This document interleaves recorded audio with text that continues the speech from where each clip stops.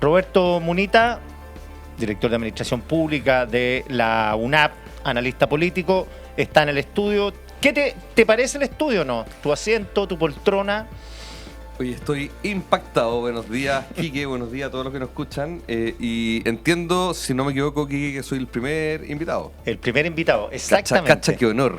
Exactamente, le vamos a poner Salón Roberto Munita a este estudio. Hoy está atómico, hay que decirlo. Así Sí. que invitados todos los que nos están escuchando a meterse también a YouTube, a seguirnos por los canales audiovisuales, porque vale la pena no solamente escuchar este programa, sino que también verlo. Sí, estamos de vuelta en YouTube, así que no se lo pierdan, corran la voz que estamos en YouTube porque nos perdimos harto rato.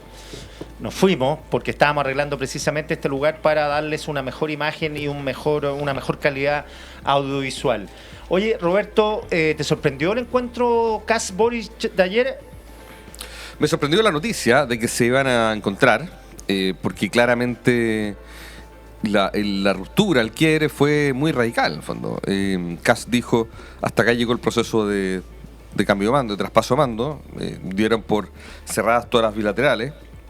Entonces, hubo entre medio instancias, solicitudes, ¿cierto?, de apertura al diálogo. El mismo Chomalí, el arzobispo Chomalí se metió en el ruedo.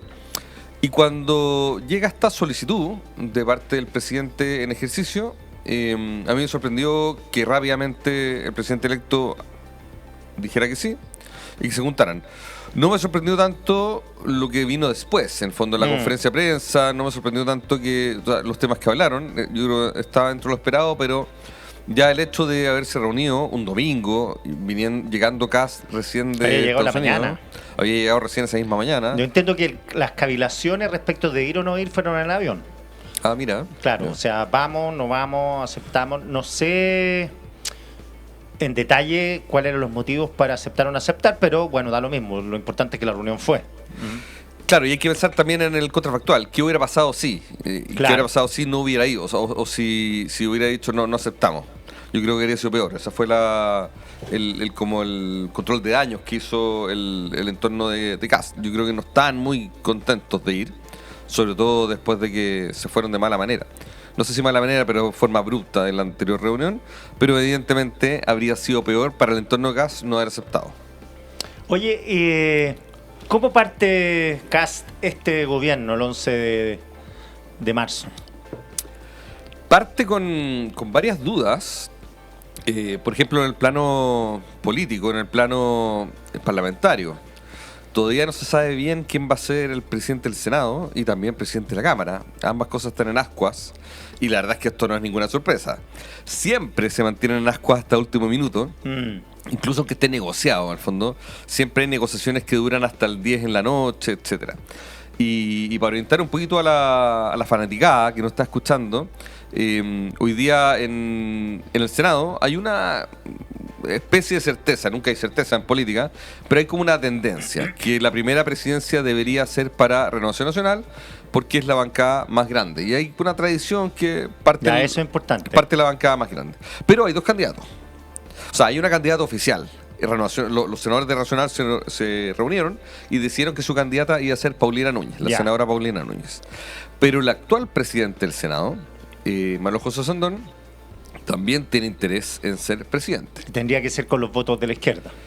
O con los votos de la izquierda, o él está proponiendo una fórmula media rara, que es él ser el candidato de los republicanos.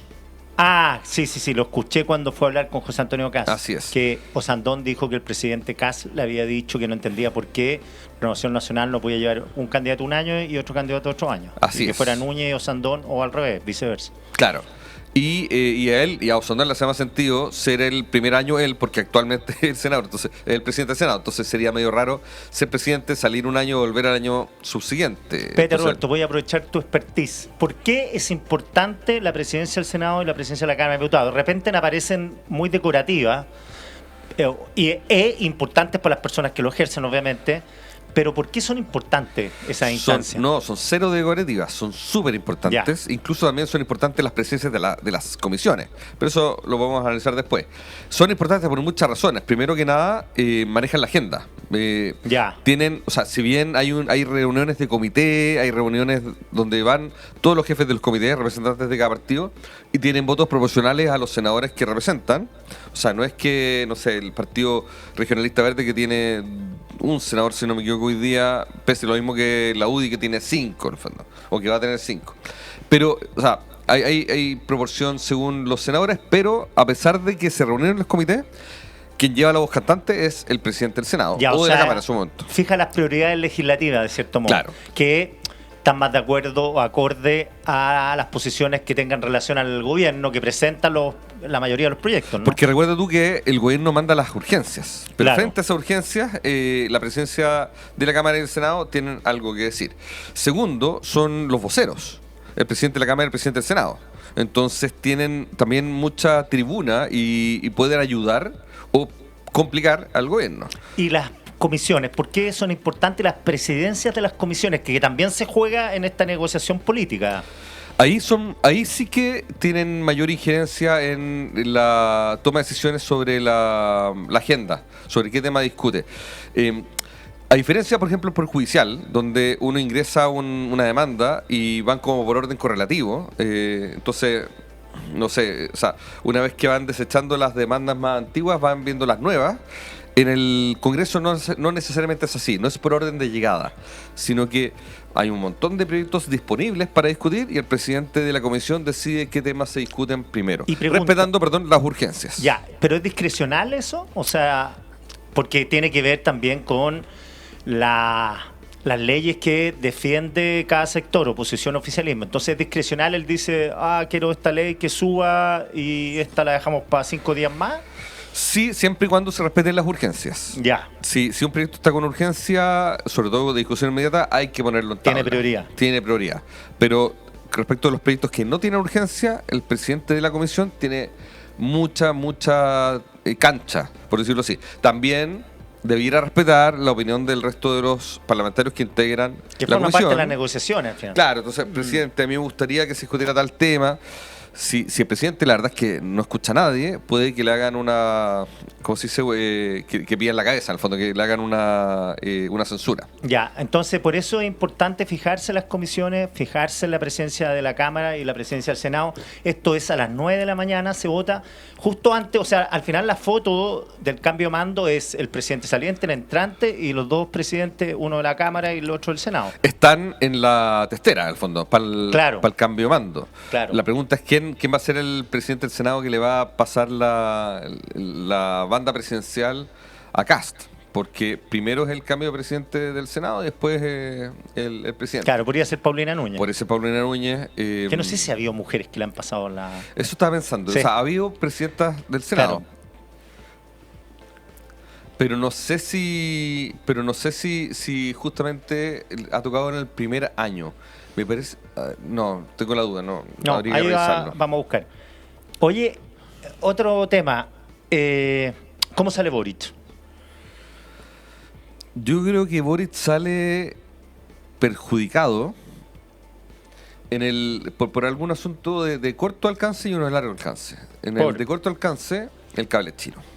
La verdad es que esta fue una crisis que se instaló, que fue muy mal manejada y que una crisis que podría haber durado pocos días en la agenda pública está durando bastante. Sí. Y seguirá durando después del 11 de marzo. Porque hay cosas parece que todavía no sabemos, ¿no? Exactamente. De hecho, yo creo que gran parte, no sé si gran parte, pero alguna parte de la reunión de ayer entre los dos presidentes tiene que haber sido que ver con eso. Me parece a mí, estoy hablando en base a suposiciones, pero si hay nuevos antecedentes, me parece a mí que es de toda lógica que el presidente Boric le haya querido contar al presidente Kast, digamos, con micrófono cerrado, al fondo en una reunión privada, y no esperar hasta después del 11. También haciendo control de daños, porque si no, Kast podría haber dicho, oye, de nuevo me escondieron antecedentes que no me pasaron a tiempo. Entonces, el tema del cable es un tema que se nota complejo y es un tema que va a seguir dando que hablar, yo creo, por varios días. Sí, precisamos la mañana. Es importante decirlo que el cable famoso no está no se votó el proyecto cable. El cable está stand-by ahí.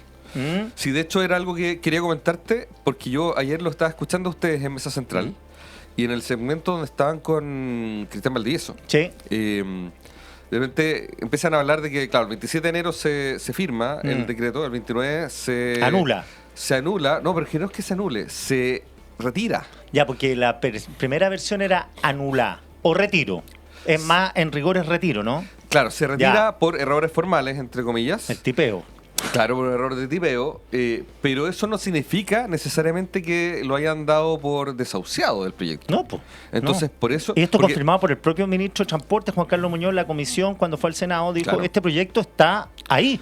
O sea, en el fondo él cuando cachó Muñoz que este tema era más complejo de lo que le habían vendido y que podía tener repercusiones, pide el retiro para estudiarlo mejor, pero no significa ahí que se cancele. Entonces me acuerdo que Cristian Valdivieso se preguntaba, y con justa razón, preguntaba, ¿por qué el gobierno no salió a decir el 29 que esto estaba por terminado?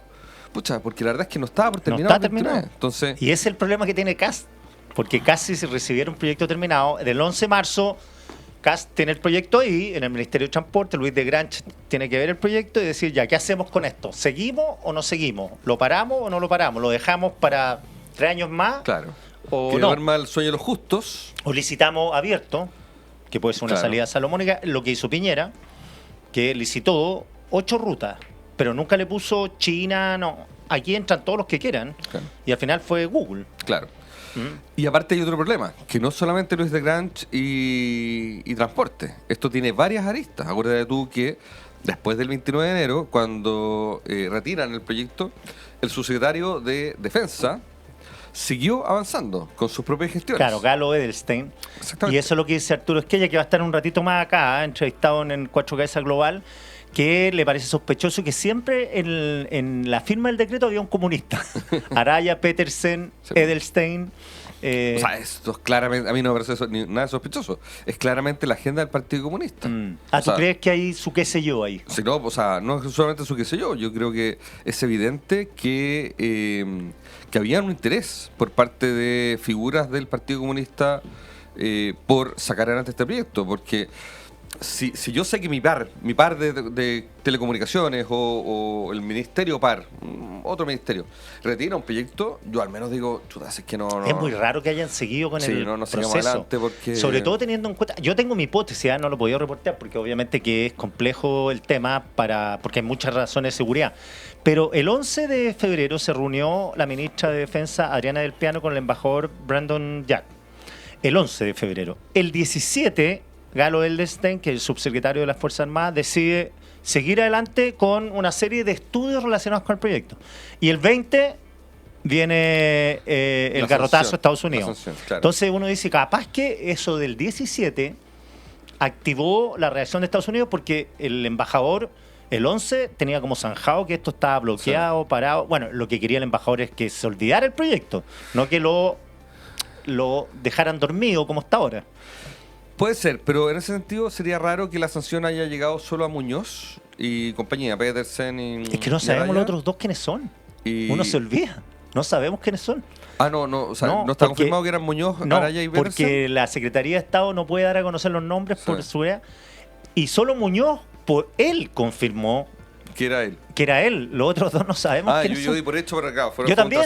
Que era Araya y Petersen. Y puede ser que sean, pero en una de esas de Edelstein, pues no sé. Puede ser. O puede ser que vengan nuevas sanciones y eso sea en parte de lo que se conversó ayer. Sí, estamos elucubrando teorías, después no nos cobren porque además información fidedigna. Los funcionarios que salen quedan bien desprovistos de la protección del Estado, entiendo. Digo, no sé si pasan a ser civiles comunes y corrientes y si el Estado tiene alguna obligación de defenderlo en cierta medida durante un plazo de tiempo, ¿no es cierto? Yo creo que no. Terminan el 11 y chao. Claro, se están perdiendo el mundo, porque si esto pasara en el segundo año de gobierno de Ponte tú, por último, claro, si siguen siendo autoridades, el Estado puede hacer algo. Claro. Acá el Estado también puede hacer algo, pero no está obligado, en el fondo, porque son ciudadanos de a pie. Y vamos a ver cuánta gente estuvo involucrada en el proyecto Cable Chino. Hasta ahora hemos sabido las cabezas, pero qué gente, como dices tú, lo promovió, el lobby que hicieron.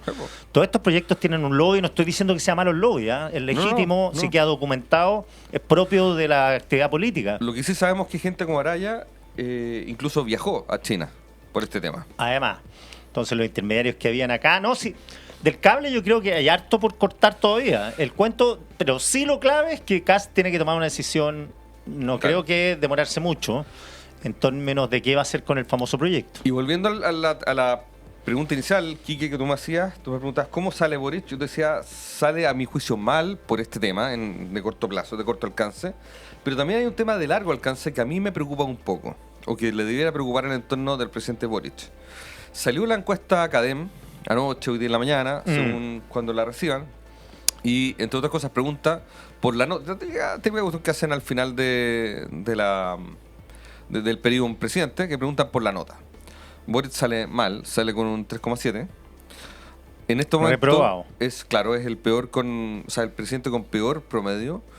Pero fíjate tú que igual hay un sesgo acá que es importante mencionar, porque es distinto cuando uno analiza una situación como recién salida del horno a cuando hay mayor reflexión, ¿ya? Van cambiando las pasiones, ¿cierto? Las emociones respecto a un expresidente. Pero lo que sí sabemos es que Boric en este momento sale con una nota negativa. Y con un 29% de apoyo, que Claro. es el más bajo desde la vuelta a la democracia. De un presidente que sale eso según esa encuesta. Sí. Y también la encuesta, ojo, es muy favorable a Piñera. La Criteria también tiró cifras ayer en la mañana, también muy pro Piñera. Y eso también hay que leerlo en una lógica bien especial, al fondo. Porque, de hecho, hacen la misma pregunta a finales del 2020, a principios del 2022, cuando Piñera estaba dejando el cargo. Y un 14%, porque tú no tengo la cifra en este momento, la tendré que buscar, pero un 14% por ahí decía que el gobierno de Piñera el segundo gobierno había sido bueno, muy bueno. ¿Ya? Ahora, en cambio, el 50 y tanto opina que fue bueno o muy bueno. Eso tienen los gobiernos, además, y los presidentes, que la vejez nunca se sabe la vejez de su legado. Exactamente. Si es buena o mala. Sí. En su momento, Elwin, muy criticado, ahora elegido el mejor presidente de la historia de Chile, prácticamente. Yo Lago creo que lo mismo cuando partió, distinto cuando salió. Con el tiempo, yo creo que en general la gente tiende a ver con mejores ojos. Sí, son lo más que pasó. benevolentes. Exactamente, Claro. hay una benevolencia. Porque además hay una comparación con el presente. Claro. Y el presente siempre puede ser más malo que el pasado y que el La futuro. la gente se queja más. Y de ahí viene Claro. el famoso dicho, todo tiempo pasado fue mejor. Así es. Porque uno tiende a mirar el pasado con un ojo más benevolente. Entonces, ojo con eso. Boric sale mal, pero no significa que envejezca mal su... No vamos a ver, además. Claro, no vamos a ver. Y efectivamente es un actor que perfectamente puede estar en la palestra y él no ha descartado al menos que podría ser candidato de nuevo al 2030. Ahora, la otra vez debatíamos con la Consuelo respecto de si ese 29, 30, 35 que tuvo en un momento era bueno o malo. Para mí es bueno. La Es Consuelo un decía, piso súper claro, la importante. Consuelo decía, no es tan bueno, le hemos criticado siempre que tiene un apoyo bajo, que lo tiene, pero es un desde con todo lo que ha pasado en este periodo, que haya una fanaticada fiel que no se ha movido. Ahora, siempre he tenido la duda si esos 30% son los mismos. Porque en algún momento los más duros pueden haber salido del apoyo del presidente y entrar a los del socialismo democrático. Porque uno tiende a pensar que son Juan, Pedro, los mismos Sí. de siempre, y esto va cambiando. Va cambiando, pero va cambiando para todos. Entonces, Claro. lo mismo. O sea, igual es un porcentaje súper leal. Esto es algo que no tuvo, por ejemplo, Piñera. Piñera, recordemos que en su peor momento ¿Cuánto marcó? llegó a marcar 6 puntos en Claro. la CEP. Eso Y- fue es cuando que lo lo pasa abandonaron casi todos. Lo abandonó la derecha más dura. Exactamente. Esto fue post-estallido social. La derecha más dura lo abandonó porque consideró que era muy débil frente Exacto. al estallido social. Y la centroizquierda, el Por centro... lo pronto los republicanos se declararon O sea, oposición. sí, po. O sea, el mismo caso se declaró oposición Claro. a Piñera. Sí, a Piñera lo abandonaron todos. Casi todos. O sea, Casi hay todos. un Ese 6% sí, que era... muy leal. Sí, me acuerdo que me contaba una persona que trabajaba en la seguridad de Piñera que tenía que llevarle la encuesta. Se la llevaba. Presidente, llegó la encuesta. Y Piñera le decía, ¿en cuánto estoy? En 9. Ya, siempre puede ser peor, decía, y seguía trabajando. ¿Ah? No, por supuesto. En cambio, llama la atención eso de Boric. Boric tiene una fanaticada, un concepto muy aprendido acá en 3CC. Una fanaticada muy leal, muy fiel, a pesar de todo lo que ha pasado con este gobierno. Yo llegué a pensar en algún momento, y no sé si lo dije acá, que esa fanaticada solo renunciaría a Boric si algo lo involucrara a él personalmente. Pero ni el caso Monsalve lo hizo claudicar, ni el caso del cable chino, ni la venta de la Casa Allende. Todas eran cosas que afectaban al gobierno, los indultos, etcétera. Pero si no afectaban al presidente, a la figura presidencial, ese 30% se mantenía incólume. Había un dicho en La Moneda que decía: aunque mate a Brown y el perro, no se va a mover del 30%. ¿Ah? Sí. Porque era un público duro. Es duro, que es sí. muy parecido al 30 del primer proceso constituyente del apruebo, ¿no? Y es más o menos parecido al 30 que votó por Jara. Que votó por Jara. Y Claro. de hecho, no sé si tenemos usted, pero podría hablar un poquito de la entrevista. Sí, vamos. Tenemos. A Sí, Jara. Dale. Jara, bueno, se queda. Se queda, sí. Me llamó la atención. Yo le decía a la Carla, hubiera apostado 80-20 que se iba. Yo, bueno, venía escuchando camino para acá y yo también, ¿sabes? Mira, sobre todo, no por tanto por lo que ustedes dijeron, que claro, se había aclarado en reflexión, pero uno puede aclararse en reflexión y después de esa reflexión decir, ¿sabes qué? Me quedo. Sobre todo por lo que fue la campaña. Por la campaña ella dio muchas luces de que ella era socialdemócrata. Ocupó muchas veces esa carta, la carta de que ella, si bien venía del Partido Comunista, era una había partido de los 15 años, pero que ya no se sentía tan representante de ese mundo, que ella era mucho más moderada que el Partido Comunista, que ella representaba una coalición. Y yo sentía que esa representación de la coalición no era solamente una representación electoral por el hecho de haber ganado una primaria, sino que era algo que tenía que ver con su paso por el gobierno, como un cambio en su forma de pensar. Sin embargo, en la entrevista de ayer, por ejemplo, no habló de la socialdemocracia. No la mencionó. No. Y Sí, lo que pasa es que... Y si bien se vio mucho más moderada con respecto a Jadwe, y de hecho criticó a Jadwe en su momento, por otro lado, ella dio una entrevista muy del Partido Comunista, muy defendiendo el rol del Partido Comunista, muy defendiendo los valores del Partido Comunista. Entonces, yo creo que todo lo que vimos de la Jara candidata, eso quedó en el pasado, fue de la época de la candidatura. La duda que me la hacían ver ayer una persona del socialismo democrático es si se queda para dar la lucha interna dentro del PC o no. Yo creo que sí. Puede ser, porque ahora viene la hornada de exministros que están Sí, todos enrabiados con Jadwe y lo han hecho ver públicamente, una cuestión bien rara dentro del PC. Entonces uno dice, bueno, Jara, Vallejo, Cataldo, Gajardo, Núñez, todo ese grupo, Daniel Núñez, senador, quizás quieran dar la pelea. Po. Yo creo que van a dar la pelea en dos sentidos. Primero, o por dos direcciones, digamos. No sé cómo decirlo bien. Pero primero en la dimensión de que Jadwe Jadwe tampoco representa con el mainstream del Partido Comunista. Si bien es cercano a Carmona, etcétera. Pero tiene alta adhesión interna. Sí, por supuesto. Pero ha tenido posturas demasiado como extremas. Jadwe es lo extremo del PC por la izquierda. Claro. No es, Con por eso Hugo Gutiérrez. a eso me refiero, no es el mainstream, no es como una posición como pivote o una posición como intermedia que diga, sí, lo junta todo en el fondo. Que podría haber sido en su momento Lagos, ¿cachai? En el PPD, que juntaba un Girardi, a un Arbó, etcétera. No, acá yo creo que Jadwe está en un extremo, entonces hay otra gente que dice, ellos no nos representan, perdón, y no solamente nos representan, sino que alejan a mucha gente del PC. Eso es lo primero, en el fondo. Claro. Entonces yo creo que hay razones. Ahora cambiar a Jadwe es más difícil que no, o sea, Converso no va a ser nunca. No, y tampoco van a poder expulsarlo, creo, pero sí lo pueden aislar, por ejemplo, o demostrar que hay una área que es más mainstream, que más potente y que puede de alguna forma cambiar el Ahora el curso de Carmona acción. comulga mucho más con Jadwe que con el otro grupo. Así es. Otro grupo además que ha estado un poquito alejado del partido durante estos 4 años y que va a volver ahora donde se instalan. ¿Qué va a hacer Cariola, por ejemplo? Cariola podría ser un pivote. Pero claro, Cariola va a estar en el Senado, en el fondo. Claro, Entonces, pero digo, sí. ¿dónde se va a situar? ¿Del lado de los que quieren cambios o del lado de los que quieren proteger la doctrina, como dices tú? Aunque eso signifique que el PC no tenga vocación de mayoría, que nunca la ha tenido en Chile tampoco. No. Y esa era la segunda dimensión que yo te quería comentar. Yo siento que la gente que pasó por el gobierno le pasó algo que le pasa siempre a la gente que está en los gobiernos. En los gobiernos de coalición, tú aprendes a comulgar y a sentarte en la misma mesa con gente de otros partidos. Claro. Y aprendes a llevarte bien con los otros partidos. Y el partido, al final, tu partido es el partido de la moneda. Claro, y el Uno- partido del oficialismo. Claro. Entonces yo siento que los Camila Vallejo, los Cataldo, etcétera, hoy día están mucho más en la parada de construir puentes hacia el Frente Amplio, incluso hacia el socialismo democrático, aunque eso signifique perder un poquito, o no sé si perder, pero al menos menguar la doctrina del PC. Roberto Munita, analista político y director de Administración Pública, como todos los lunes acá, 1.000.000 de gracias. Gracias a ti. Y bienvenido a la nueva casa. El primer invitado, Munita. Mira. Mira.